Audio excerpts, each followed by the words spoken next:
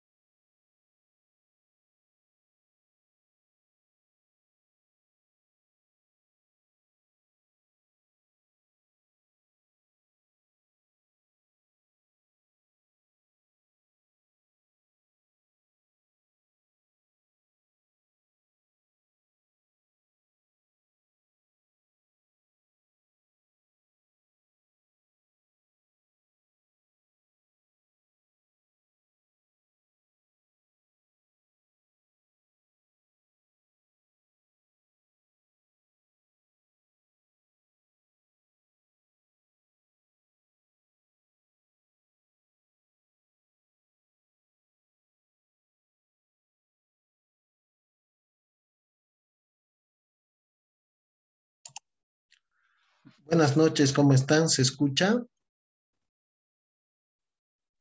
Sí, doctor. Buenas noches, Buenas ¿cómo noches, están? doctor. Buenas noches, somos recién 4. A ver, ya hay alguien más. Entonces, esta semana hacemos el avance del tema número 11, ¿sí? Que es la decisión y resolución de los contratos, que a la vez vamos a ver también la nulidad y anulabilidad de los mismos. Con el avance de este tema, estaríamos terminando el avance de la parte general de nuestra materia. Y a partir de la próxima semana, comenzamos con el avance de los contratos en particular. Contrato de compra-venta, donación, arrendamiento, mandato, sociedad civil y creo que sí, permuta y préstamo de dinero. ¿Sí? Algo así son todavía los temas que nos falta, pero ya se hacen un poco más rápidos el avance porque en realidad se aplica toda esta parte general que estamos viendo. Les decía, ahora con esto terminamos la primera parte, que es los contratos parte general. Y el tema avanzar, como les decía, nuestro PGC contempla como la rescisión y resolución de los contratos, ¿sí? Pero también el mismo PGC en su contenido en el contenido temático prevé el avance de la nulidad y anulabilidad del contrato también.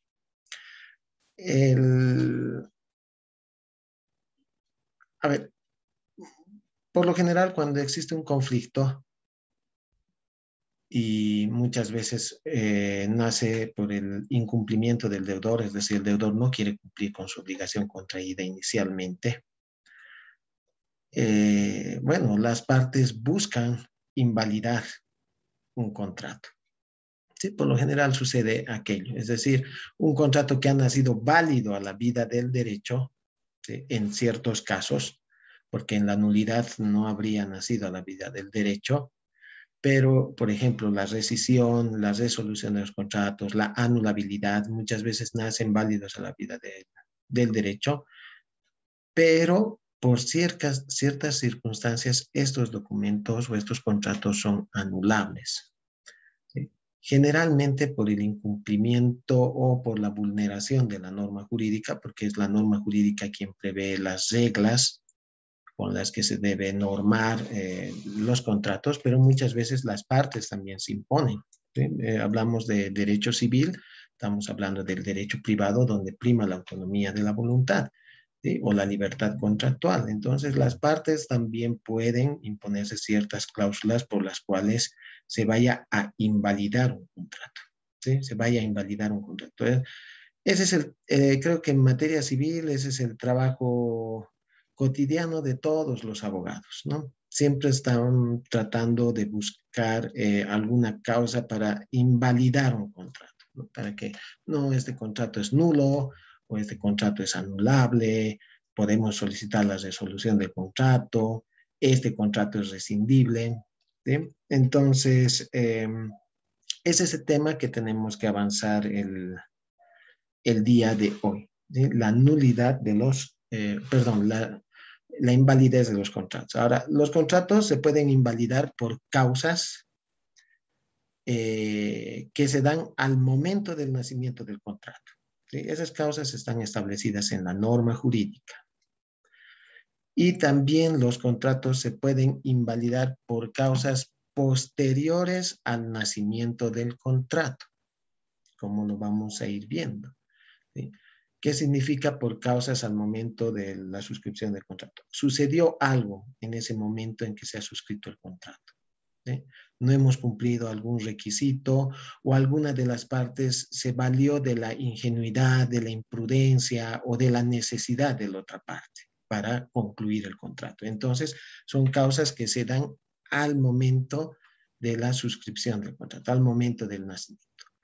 Y en otras ocasiones el contrato se puede invalidar por circunstancias posteriores, posteriores al nacimiento de un contrato. Va a decir, cuando el contrato se esté ejecutando.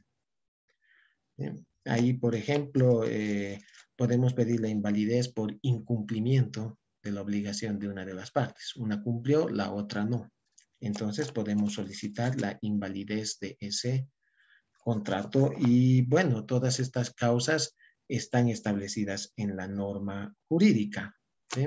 Entonces, como les decía, las partes también en ciertas circunstancias tienen la posibilidad, sobre todo cuando hablamos de resolución de los contratos, de colocarse ciertas cláusulas expresas en el contrato diciendo o acordando cuál sería la causa por la cual se podría resolver ese contrato. Con relación a la rescisión está establecidas las causas en la norma jurídica, las partes no tienen la posibilidad, mucho menos en la nulidad y la anulabilidad. ¿Por qué? Porque la nulidad y anulabilidad siempre son declaradas por un juez, ¿sí? No por las partes. El juez determina si es un contrato nulo, por ejemplo. ¿Sí? Solamente el juez después de un proceso. Pero la resolución sí se puede dar ipso iure, ¿no? De pleno derecho, si es que las partes han colocado una cláusula obligándose al cumplimiento de ciertas prestaciones y si no se cumple, entonces se resuelva ese contrato. ¿Sí? En ese caso, esta invalidez del contrato, como les decía, es ipso iure, ¿no? De pleno derecho. Ya no es necesario ir al juez. ¿Sí? Si voy a ir al juez, voy a ir por el pago de daños y perjuicios. Entonces, la invalidez de los contratos también acarrea el pago de daños y perjuicios. ¿Sí? Si prevé la norma de esa manera. ¿Sí? Si yo resuelvo un contrato con alguien por el cual no está cumpliendo con la prestación, entonces ocasiona pues un daño, ocasiona un perjuicio, entonces se genera nomás el pago de daños y perjuicios. Entonces, es ese tema que tenemos que avanzar entre el día de hoy y el día sábado. ¿sí? Prevé hoy día que podamos avanzar la rescisión y resolución de los contratos. Pero si podemos ingresar algo a la nulidad de los contratos, muy bien. Si no, el día sábado terminamos con el avance de este tema.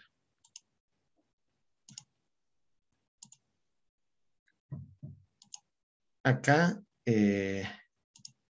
acá tenemos la rescisión y resolución de los contratos. Es el tema número 11. Y este es el contenido temático: noción, eficacia, presunción, disolución y revocación. Estos puntos ya habríamos visto, pero los vamos a repetir. Y ya, ¿cuáles son las formas de invalidez de los contratos? Rescisión del contrato, resolución del contrato, nulidad y anulabilidad del contrato. Partimos de la noción de que todos los contratos, para que nazcan válidos a la vida del derecho, deben cumplir con estos 4 requisitos que prevé el artículo 452, que lo hemos estudiado durante todas las clases. El consentimiento de las partes libres de vicios, el objeto que sea posible, lícito y determinado o determinable, la causa que debe ser lícita y la forma siempre que sea legalmente exigible.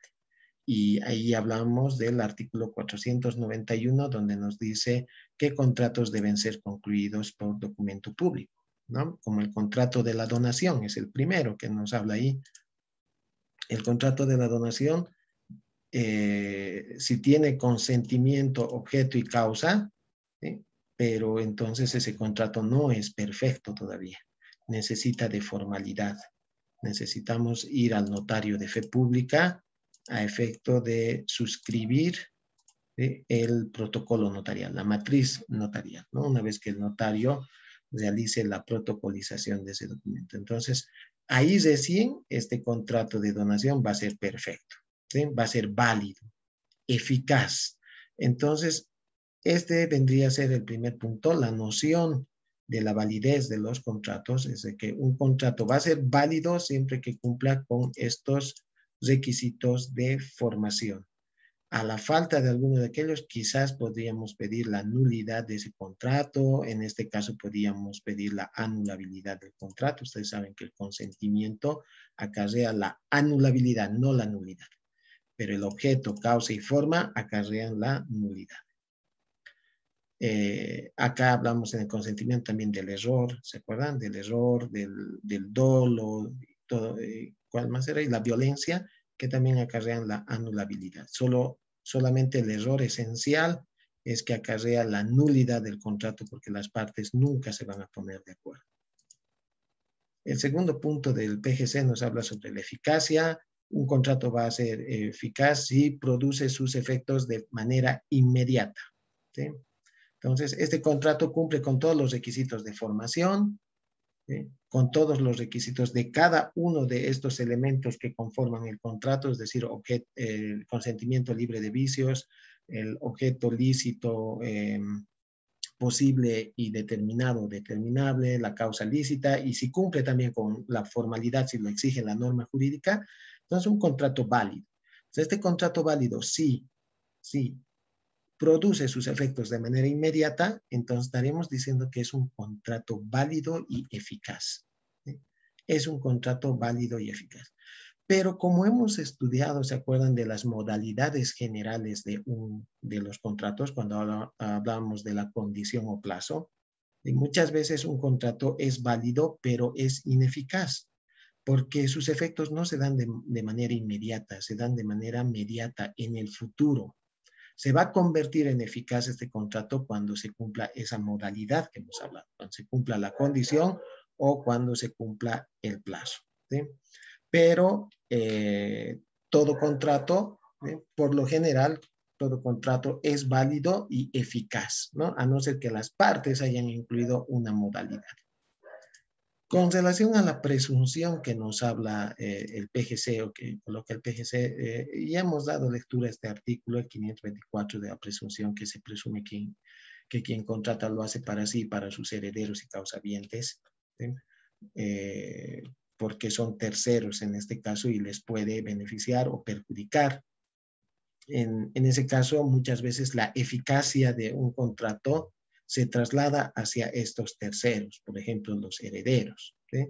Se puede trasladar a ellos para que ellos den cumplimiento con la contraprestación o con el contrato, ¿sí? Con el contrato. Entonces, esa vendría a ser la presunción, ¿no? Que se presume que quien contrata lo hace para sí y para sus herederos. Es decir, muchas veces la eficacia no es para uno mismo, sino para terceros, en este caso los herederos.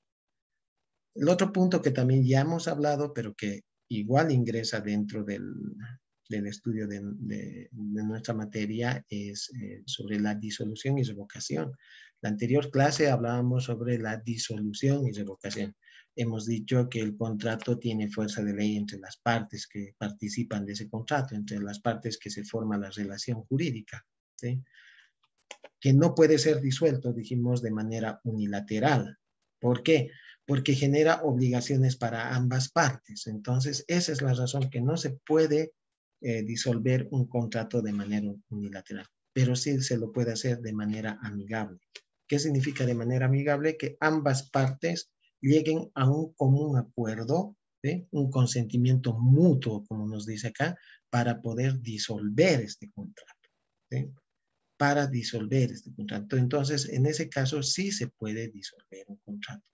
¿Quién mejor dice que el creador de contratos, que los creadores de contratos sean los mismos que disuelvan este contrato, ¿no? Entonces, por diversos motivos puede que las partes queden en disolver un contrato que ya es eficaz, ya es válido, ¿no? Entonces pueden quedar.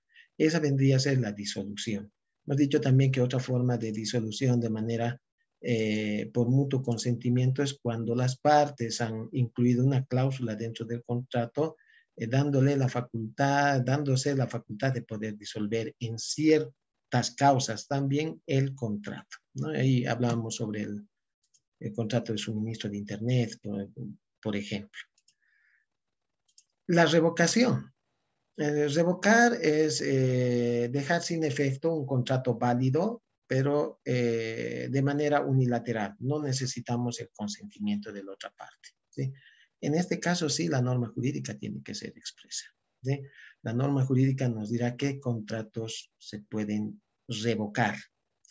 La anterior clase hablábamos del contrato de mandato y hemos visto que el contrato de mandato, al nacer en la confianza entre las personas, ¿sí? Entre el mandante y su mandatario, la confianza que tiene el mandante hacia su mandatario, este tipo de contratos, en este tipo de contratos que prima la confianza, entonces da la posibilidad a una de las partes de revocar de manera unilateral, dejar sin efecto ese contrato que ha nacido válido, que ya es eficaz ese contrato. Entonces, la norma jurídica es clara y nos dice que, como hemos dado la lectura a la anterior clase, que una de las partes puede revocar ese contrato. Tiene la posibilidad de revocar ese contrato cuando la otra parte ha fallado a la confianza, cuando el mandatario, el que tiene que realizar las gestiones, los actos, falla a la confianza, no realiza ninguno de estos actos o es imprudente o es negligente, entonces la otra parte en cualquier momento puede revocar ese contrato. El otro ejemplo claro, el otro ejemplo puntual dentro de nuestro Código Civil, que regula nuestro Código Civil, está en la donación, ¿sí? En la ingratitud. Si vemos la donación, un momentito, por favor, mandato, las obligaciones del donatario. Acá está, ¿no? En la donación. El artículo 679, esto seguramente lo vamos a ver cuando veamos el contrato de donación, pero para dar un ejemplo, el 679, revocación por ingratitud. La donación puede ser revocada por ingratitud cuando el donatario es el beneficiario, el que se beneficia, ha cometido contra el donante uno de los hechos previstos en los casos 1 y 3 del artículo 1009. Vámonos al 1009, ese es cuando se lo deshereda a alguien por indignidad. 1009. 1. Quien fuere motivos de indignidad. Quien fuere condenado por haber voluntariamente dado muerte o intentado matar al decujus, a su cónyuge, ascendientes o descendientes, o a uno cualquiera de sus hermanos o sobrinos consanguíneos. Esta indignidad comprende también al cómplice. Y el otro era el 3. Quien había acusado al decujus o a su cónyuge, ascendientes o descendientes, o a cualquiera de sus hermanos o sobrinos consanguíneos de un delito grave que podía costarles la libertad o la vida, y la acusación es declarada calumniosa, o bien ha testimoniado contra dichas personas imputadas de ese delito y su testimonio ha sido declarado falso en juicio penal. Entonces, esto lo tenemos que aplicar por analogía ahí, ¿no? Entonces nos dice, la donación puede ser revocada por ingratitud. Vale decir que el beneficiario, el donatario, ha dado muerte o ha intentado darle muerte a su donante. Es decir, el donatario le debe gratitud a su donante porque el donante ha acrecentado el patrimonio del donatario sin esperar nada en contraprestación, ¿sí? Es decir, un acto de liberalidad. Entonces, en ese caso, como ustedes han visto, el donante puede revocar, ¿sí? Puede revocar el donante este tipo de contrato. Y revocar significa que la ley nos otorga la posibilidad de invalidar un contrato, de dejar sin efecto un contrato de manera unilateral, sin el consentimiento de la otra parte. Entonces, esto habríamos llevado hasta la anterior clase. Ahora vayamos e ingresemos a las clases de invalidez. Partiremos por el primero, que es la rescisión de los contratos, ¿sí? Cuando hablamos de rescisión de los contratos, nos estamos refiriendo a aquella facultad de invalidar los contratos, pero por causas coetáneas al nacimiento del contrato, ¿sí? Es decir, estas causas que van a llevar a invalidar este contrato por rescisión, ¿sí? Estas causas se han dado justamente en el momento en que ha nacido el contrato, justamente en ese momento, no de manera posterior, en el momento. Y la rescisión está establecida por ley y las causas están establecidas dentro de la ley. Ahí tenemos el artículo 560 y el artículo 561. Las causas de rescisión de los contratos es por estado de peligro y por lesión. ¿Qué significa el estado de peligro? Una de las partes, es decir, el afectado en este caso, va a invalidar el contrato porque la otra parte se ha aprovechado de una necesidad personal o familiar o patrimonial. ¿Se dan cuenta? La otra parte se ha aprovechado de esa necesidad. Por eso nos dice estado de peligro, por una necesidad ya sea personal o de algún familiar o de su patrimonio. Entonces, se aprovecha de aquello para que ¿sí? Para conseguir ¿sí? Perfeccionar el contrato. Entonces, ese es el estado de peligro. El artículo primero nos dice, el artículo 560, rescisión del contrato concluido en estado de peligro. Parágrafo primero. El contrato concluido en estado de peligro es rescindible, nos dice. Ahí ya partimos de esto.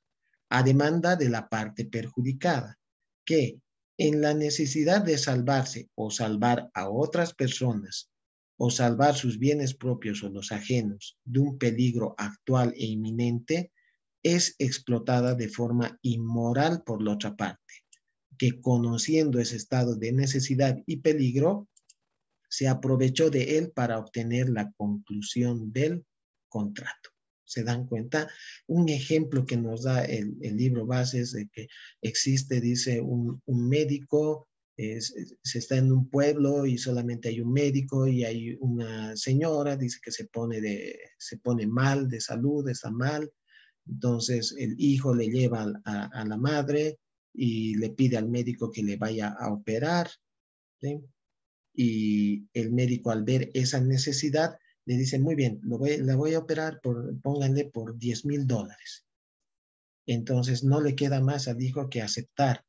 y en este caso se estaría valiendo de la necesidad para concluir, porque pónganle que esa operación no es más de $1,000 o $2,000 de manera cotidiana, normal, ¿verdad? Por eso es que dice que el juez, en este segundo parágrafo, al pronunciar la rescisión, reducirá la obligación asumida en estado de peligro y señalará a la otra parte una retribución equitativa acorde con la prestada, con la otra prestada. Entonces se dan cuenta en qué momento ha nacido el estado de necesidad, en el momento que estaba naciendo el contrato. Ahí se ha dado esta causa de necesidad, ¿sí? Por eso es que hablamos aquí de rescisión del contrato. En ese momento se ha valido una de las partes de la otra de manera inmoral, nos dice, ¿no? De forma inmoral para concluir el contrato. Entonces, en ese caso, ¿sí? La parte perjudicada, aquí el hijo, acudirá ante un juez, ¿sí? Y obviamente tendrá que demostrar, ¿sí? Ese estado de necesidad, ¿sí? Va a tener que demostrar ese estado de necesidad. ¿Para qué? Para que el juez vaya a reducir su obligación. Entonces, este tipo de causas conllevan a la rescisión de un contrato. Entonces, se puede invalidar ese contrato, ¿sí? Porque el juez ya va a fijar las nuevas reglas que van a regular este contrato. Va a reducir. Entonces, se puede rescindir. La segunda, por lesión, ¿sí? Por lesión. Cuando existe lesión es cuando también una de las partes se ha aprovechado, de la misma manera se ha aprovechado de la otra parte, ¿sí? Pero no de un estado de necesidad, sino se aprovecha de la ligereza, de la imprudencia, de la inexperiencia de la otra parte y logra una ventaja económica injusta, más del 50%. ¿Sí? Más del 50%. Entonces, veamos el artículo 561 que nos dice rescisión del contrato por efecto de la lesión. A demanda de la parte perjudicada, es rescindible el contrato en el cual sea manifiestamente desproporcionada la diferencia entre la prestación de dicha parte y la contraprestación de la otra, siempre que la lesión resultare de haberse explotado las necesidades apremiantes, la ligereza o la ignorancia de la parte perjudicada. La acción rescisoria, es decir, el poder demandar la rescisión de este contrato, solo será admisible si la lesión excede a la mitad del valor de la prestación ejecutada o prometida, ¿sí? Entonces, aquí una de las partes se vale de la otra, ¿sí? Pero se vale pues de esa ligereza, de esa inexperiencia. Pónganle que yo soy una persona que vivo en el campo, ¿sí? Soy una persona que vivo en el campo y llego a la ciudad y tengo un terreno, pónganle, al lado de la universidad, donde está la universidad, en Miraflores, en la Avenida Brasil. Y otra parte se aprovecha de mi inexperiencia, de mi ignorancia y logra concluir ese contrato, pónganle, en $10,000, cuando no ese es el precio, ¿sí? Entonces ahí estaría por demás, pues tiene un excedente por demás de la mitad, ¿sí? Por demás de la mitad. En este caso, ¿sí? En este caso, el juez lo que va a hacer es equilibrar las prestaciones, ¿sí? Se puede invalidar este tipo de contrato, porque se ha valido de mi inexperiencia y yo no tenía conocimiento, no conozco, o de mi ligereza, de mi imprudencia, de alguna necesidad apremiante también, ¿sí? De alguna necesidad apremiante. Entonces, ¿en qué momento se da esa necesidad, esa ligereza? En el momento del nacimiento del contrato. Pero hay ciertos contratos que el Código Civil nos dice no se aplica la lesión en ciertos contratos. Por ejemplo, en los contratos a título gratuito, en la donación. No puede haber lesión porque no hay contraprestación, ¿verdad? No puede haber. Solamente va a haber este tipo de lesión cuando sean contratos bilaterales, ¿sí? Exista obligaciones para ambas partes, ¿sí? En los contratos a título gratuito no, porque no hay contraprestación, entonces, ¿de qué excedente estaríamos hablando? ¿Sí? ¿De qué excedente estaríamos? ¿De qué desproporción estaríamos hablando? De ninguna. Tampoco en los contratos aleatorios, ¿sí? Porque en los contratos aleatorios no sabemos cuál va a ser el resultado. ¿Sí? No sabemos cuál va a ser, esto es aleatorio, ¿verdad? No sabemos, de antemano no sabemos si el contrato nos va a traer ventajas o desventajas. Otro, en el contrato de transacción, ¿sí? El acuerdo transaccional. El acuerdo transaccional no es ni para perder ni para ganar, ¿sí? Se hacen mutuas concesiones las partes en las transacciones, ¿sí? Entonces, y por último, en las ventas judiciales, ¿sí? No puede haber pues rescisión por en las ventas judiciales porque muchas veces el juez baja el valor del bien, muchas veces al valor catastral, ¿sí? Cuando se están rematando los bienes, ¿sí? Cuando no hay postores, cuando no hay compradores, va bajando el precio inicial. En ese caso, el juez puede bajar y todo nos dice hasta el costo catastral. Puede bajar hasta el costo catastral, con tal de conseguir el remate y el cumplimiento de una obligación. En esos casos, no se podría aplicar la rescisión por lesión. Ahora bien, aquí hablamos de la apreciación, ¿sí? Se debe apreciar este excedente de la mitad del valor en el momento, como nos dice aquí, por eso es coetáneo, en el momento de la suscripción del contrato. En ese momento se tiene que dar esto. ¿Cuál es el plazo para interponer? El plazo nos dice nuestro Código Civil que son de 2 años, desde el momento en que se ha concluido el contrato, ¿sí? Entonces tenemos ese plazo para la rescisión. Para la rescisión tenemos el plazo para poder demandar de 2 años después de que se ha concluido ese contrato. Pasado ese tiempo, ya habría prescrito el derecho de poder accionar, es decir, de poder demandar.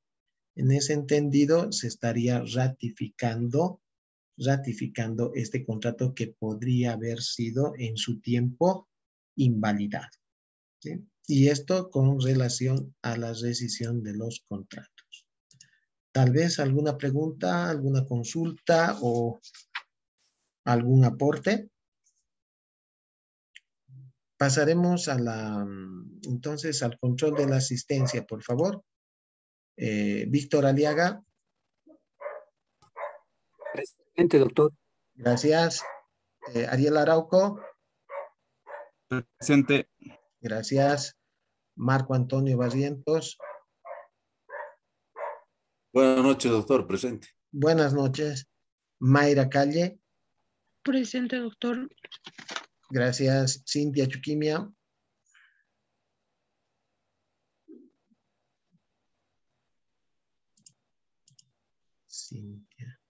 Cintia Chuquimia, estás en clases. Hernán Crespo. Presente, doctor. Gracias. Mariluz Durán. Presente, doctor. Gracias. Nelson Flores. Presente, doctor. Gracias. Miguel Flores. Creo que no entró esta vez. Rafaela Montesinos. Doctor, buenas noches. Gracias. Doctor, buenas noches. Sí. Buenas noches. ¿Quién me habla, Rafaela? Ah, no, Cintia. Sí, Cintia. doctor. Ah, ya. Sí, Rafaela. doctor, mil disculpas, no puedo Bueno, las conectar mi dos. audio. Sí, las dos a la Rosita. vez. Ya, Cintia también. Sí, estás acá. Ya. Gracias, doctor. Gracias, Cintia. Y Rafaela también presente. Andrea Robles. Presente, doctor. Gracias. Y Alan Romero. Ya. Muy bien, entonces, como hemos visto, esa es una de las formas de poder invalidar un contrato.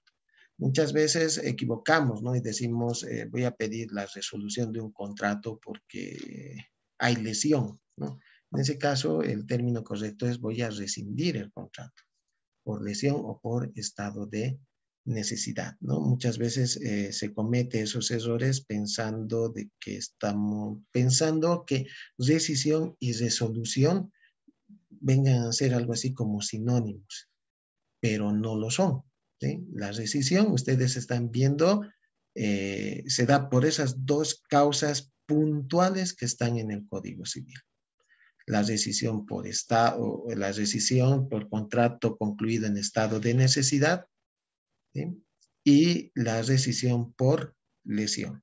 Para ambos tenemos 2 años, ¿sí? A partir del momento en que ha concluido el contrato, en que hemos perfeccionado el contrato. Tenemos 2 años para apersonarnos, lo que llamamos acción, ¿verdad? Para apersonarnos al órgano judicial en busca de ¿qué? De tutela jurídica, ¿sí? Soy perjudicado, ¿sí? Se han valido de mi necesidad, se han valido de mi ligereza, de mi imprudencia, de mi inexperiencia para concluir y han sacado una ventaja donde no existe un equilibrio patrimonial. Hemos dicho que siempre el juez en materia civil intenta el equilibrio patrimonial de las partes. Vale decir que una parte no acrecente su patrimonio en detrimento de la otra parte. ¿Y por qué hace eso el juez? Porque está dentro de la norma jurídica, ¿sí? Dentro de la norma jurídica. El juez no puede apartarse, ¿verdad?, de lo que dice la norma jurídica. Solamente cuando no hay, pues recurre a la integridad, a la integración del derecho y aplica, pues, y ahí será la analogía, será la costumbre, los usos, siempre y cuando también lo permita la norma. Quedaremos en esta parte, nos damos los 10 minutos para que guarde la grabación y entonces ahora es 19:50, colocamos la segunda sesión para avanzar la resolución de los contratos, ¿ya? Permiso. Gracias, doctor.